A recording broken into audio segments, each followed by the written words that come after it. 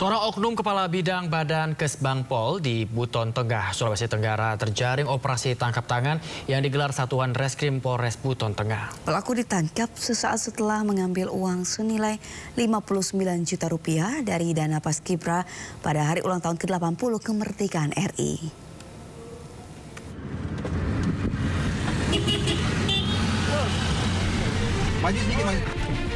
Pria yang menggunakan pakaian ASN ini adalah pegawai dari Dinas Kesatuan Bangsa dan Politik, Kesbangpol Kabupaten Buton Tengah, Sulawesi Tenggara. Pria berusia 53 tahun ini ditangkap Satreskrim Polres Buton Tengah karena tertangkap tangan usai mengambil uang dari rumah penyedia di Desa Walando, Kecamatan Gu, Kabupaten Buton Tengah.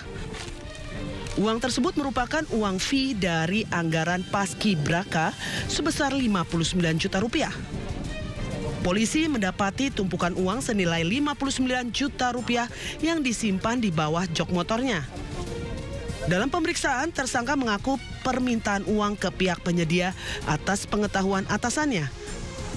Bahkan uang tersebut rencananya akan diserahkan ke Kepala Kesbangpol selaku atasannya. Uang tersebut merupakan keuntungan pihak penyedia dari proyek pengadaan makan dan minum bagi pasukan pengibar bendera merah putih dalam rangka HUT Kemerdekaan Republik Indonesia yang ke-80 yang dianggarkan sebesar 196 juta rupiah. Pihak penyedia menyerahkan uang tersebut atas permintaan Oknum Kabid sebagai pejabat pelaksana teknis kegiatan atau PPTK. Total anggaran Paskibraka Kabupaten Buton Tengah sebesar 700 juta rupiah untuk beberapa jenis kegiatan, salah satunya pengadaan makan dan minum. Penyedia dari kegiatan tangkap tangan, penyidik menemukan barang bukti berupa uang tunai pecahan 100.000 dan pecahan 50.000 senilai total kurang lebih sekitar 59 juta rupiah. Uang ini untuk permintaan apa ini? Dari hasil penyelidikan, uang tersebut adalah permintaan dari PPTK atas keuntungan yang didapatkan oleh penyedia. Saat ini Satreskrim Polres Buton masih melakukan pengembangan dan penyelidikan mendalam terkait sejumlah kegiatan Paskibraka dengan total anggaran yang mencapai 700 juta rupiah. Tidak menutup kemungkinan jumlah tersangka akan bertambah dalam kasus ini. Komisi Pemberantasan Korupsi kembali menyita mobil mewah milik Immanuel Ebenezer. Barang bukti disita terkait kasus perkara dugaan korupsi kepengurusan sertifikasi K3 di Kemenaker.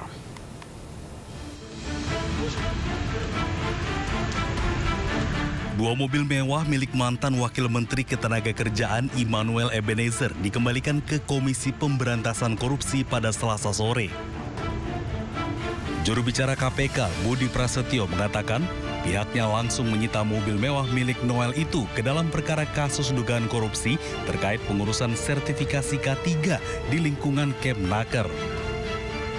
KPK telah mengidentifikasi adanya dugaan 3 kendaraan yang dikuasai oleh pihak IEG ya, dalam perkara ini, yang kemudian telah kami sampaikan juga terkait dengan ketiga kendaraan tersebut untuk dibutuhkan oleh penyidik dalam proses pembuktian.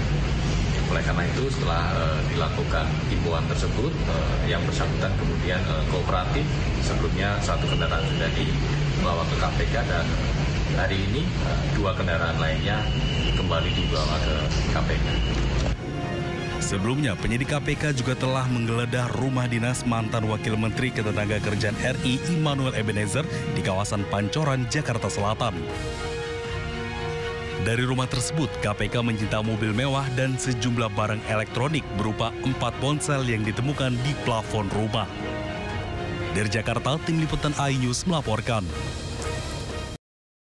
Pemirsa Partai Perindo optimis Mahkamah Konstitusi atau MK akan menolak permohonan perselisihan hasil pemilihan umum atau PHPU pemungutan suara ulang Kabupaten Bovendigul, Papua Selatan. Ya, gugatan yang diajukan para pemohon dari paslon Bupati dan Wakil Bupati nomor urut 1 dan 4 diyakini tidak memiliki syarat formil dan material. Sidang perselisihan hasil pemilihan umum PHPU pemungutan suara ulang Kabupaten Bovendigul, Papua Selatan kembali digelar Mahkamah Konstitusi. Wakil Ketua Umum Partai Perindo Tama Satria Langkun optimis MK akan menolak seluruh gugatan yang disampaikan pemohon dari paslon Bupati dan Wakil Bupati nomor urut 1 dan 4 lantaran tidak memenuhi syarat formil dan material. Tama menilai sejumlah muatan material dari permohonan itu juga dinilai sangat kabur dan banyak keterangan pemohon yang tidak sesuai seperti nama, jumlah suara, hingga objek yang disengketakan. Kami sangat yakin tidak ada lagi ruang, tidak ada lagi celah untuk dipermasalahkan di MK. Apalagi kalau kita membaca dari isi permohonan. Ya, selain banyak hal yang kemudian nggak jelas, kabur, kemudian juga tidak berdasar, dan bahkan kami juga yakin itu bukan objek sengketa pilkada. Saya kira majelis hakim pasti sangat bijaksana dan bisa melihat bahwa tidak mungkin mengabulkan satu permohonan sedangkan permohonan itu obscure label, tidak jelas, dan kemudian tidak bisa dipertanggungjawabkan secara hukum karena semua rujukan yang digunakan salah atau keliru. Selain gugatan yang keliru dan serampangan, pasangan Roni Omba Marlinus yang diusung Partai Perindo juga meraih suara terbanyak 30,5% dan memiliki selisih mencapai 21% dengan pasangan lainnya. Pasangan Roni Omba Marlinus optimis akan dilantik menjadi Bupati dan Wakil Bupati Bovendigul periode 2025-2030. Tim Liputan iNews melaporkan. Menko Kumham IMIPAS RI Yusril Iza Mahendra bertemu dan berdialog dengan sejumlah tersangka demo ricu yang ditahan di rutan Polda Metro Jaya. Ya, salah satu yang ditemui yakni tersangka kasus dugaan penghasutan yaitu Del Pedro Marhaen. Ditemani wakilnya Oto Hasibuan, Menko Kumham IMIPAS Yusril Iza Mahendra berdialog cukup lama dengan Direktur Lokataru Foundation Del Pedro Marhaen yang kini ditahan di rutan Polda Metro Jaya, Jakarta. Dialog terkait kasus hukum yang menjerat Del Pedro serta terkait upaya pembelaan yang merupakan hak Del Pedro sebagai tersangka. Yusril menyebut kasus dugaan penghasutan yang menjerat Del Pedro masih berproses dan kemungkinan restoratif justice juga akan dibahas lebih lanjut.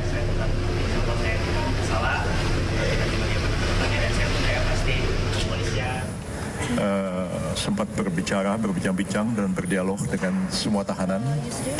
Jadi kami ingin menegaskan bahwa dari 1.400-an orang yang ditahan selama demonstrasi berlangsung, sudah dibebaskan sebagian besar, dan hari ini yang tersisa ada 68 orang, dan dari 68 orang itu ada 2 orang wanita dan 1 orang yang berumur pas 18 tahun.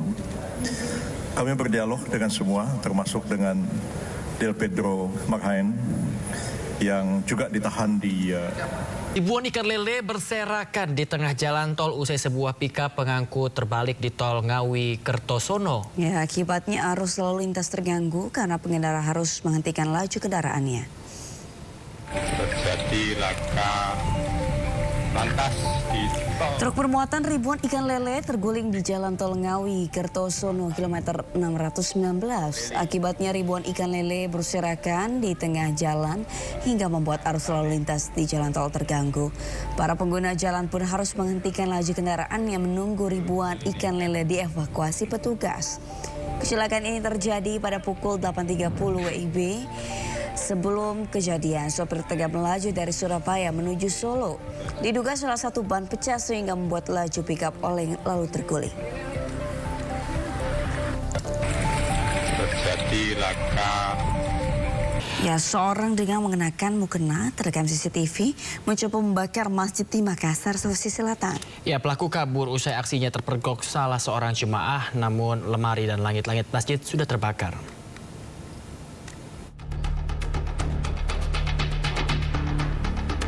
Aksi percobaan pembakaran masjid di Kecamatan Biringkanaya, Makassar pada dini hari terekam kamera pengawas. Pelaku yang mengenakan mukena dan masker masuk ke dalam masjid dan membakar lemari kaca serta kain gorden pembatas saf jemaah. Kebakaran ini diketahui setelah salah seorang jemaah wanita yang datang ke masjid melihat kepulan asap dan berteriak minta pertolongan warga. Hari tadi, iya. Pak, besar itu apinya atau gimana pada saat itu? Memang sih karena sudah 2 jam prosesnya kalau dari versi itu ya. Tapi memang ada kepulan asap pada saat itu banyak. Aslinya. Akibat kebakaran, langit-langit masjid menghitam dan isi lemari hangus terbakar. Sementara polisi masih memburu pelaku. Dari Makassar, Sulawesi Selatan, Wahyu Ruslan, iNews melaporkan. Sebanyak 7 senjata api laras panjang milik Polsek Matraman, Jakarta Timur ikut dijarah massa saat kerusuhan yang terjadi pada 30 Agustus lalu. Ya, saat ini baru 2 senjata yang dikembalikan. Polisi pun masih memburu pelaku penjarahan. Polres Metro Jakarta Timur menangkap 14 tersangka terkait perusakan dan penjarahan sejumlah kantor polisi di kawasan Jakarta Timur pada 30 Agustus lalu. Selain melakukan perusakan, para pelaku ternyata ikut menjarah 7 senjata api jenis Ruger Mini atau laras panjang. Dan saat ini baru 2 senjata yang sudah dikembalikan, sementara sisanya masih dicari oleh tim dari Polda Metro Jaya. Dari ke-14 tersangka, 4 diantaranya masih di bawah umur yang duduk di kelas 9 dan 12. Sehingga polisi segera berkoordinasi dengan Dinas Sosial dan KPAI untuk penanganan anak yang berurusan dengan hukum ini.